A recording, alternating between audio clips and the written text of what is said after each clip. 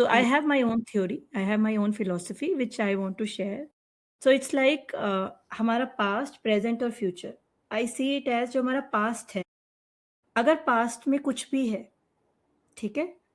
तो वो अगर रिज़ॉल्व नहीं हुआ, अगर वो लेसन आपने नहीं लिया और अगर आपको अभी उस पे काम करना बाकी है, तो वो ऑटोमैटिकली आपके प्रेज़ेंट में, और अगर प्रेज़ेंट में भी आप उस पे काम नहीं कर रहे हो, तो वो ऑटोमैटिकली फ्यूचर में भी ट्रांसफ़र हो जाए।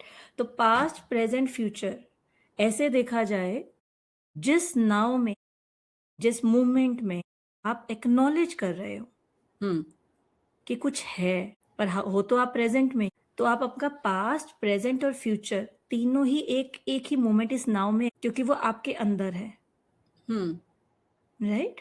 तो अब समझने वाली बात ये है कि people come to me for past life regression and I tell them we'll see कि whether it is required to take you into that past life और नॉट। क्योंकि अगर कुछ अभी भी बॉदर कर रहा है, तो ऑलरेडी वहां जहाँ जड़ है, जहाँ रूट है, वहां पे बहुत ट्रॉमा हो। कुछ कुछ लोग आते हैं, वो कहते हैं हमने पास्ट लाइफ रिग्रेशन ट्राई किया बट हम लोग रिग्रेस नहीं हो पाए।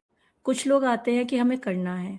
तो ये ना इंडिविजुअल टू इंडिविजुअल वेरी करता है कि अगर, क्योंकि प्रेजेंट में भी वो कैरी कर रहे हैं, if they're in their journey they are meant to go back into their past life, hmm, they will go. If they had decided, the soul had decided that there is no need to go back into the past life, but because it is in the present, everything can be resolved in your current life, moving backward to your inner child and the warmth. Because जब आप वार्म्प में आई है वो soul, वो particle आया है, वो सारा सीड के अंदर सब कुछ लेकर आया है।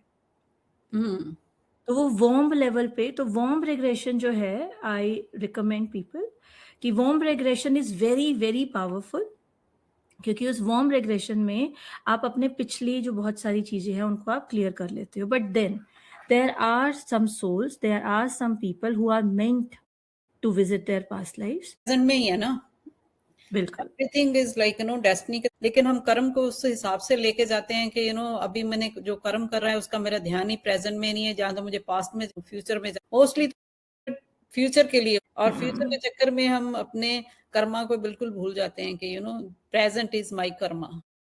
अगर मैं राइट। प्रेज़ेंट में कर्म नहीं करूँगा तो फ्यूचर में मैं आगे नहीं जा सकता। वो फ्यूचर राइट। और दैट्स ये कर्मा के, तो लोगों को लगता है कि मेरा कर्म इसके साथ है, मेरा कर्म उसके साथ है, ठीक है? और इसीलिए मेरे साथ ऐसा हो रहा है। मुझे लगता है आपका कर्म आपके साथ है। सिर्फ़ और सिर्फ़ आपके साथ है,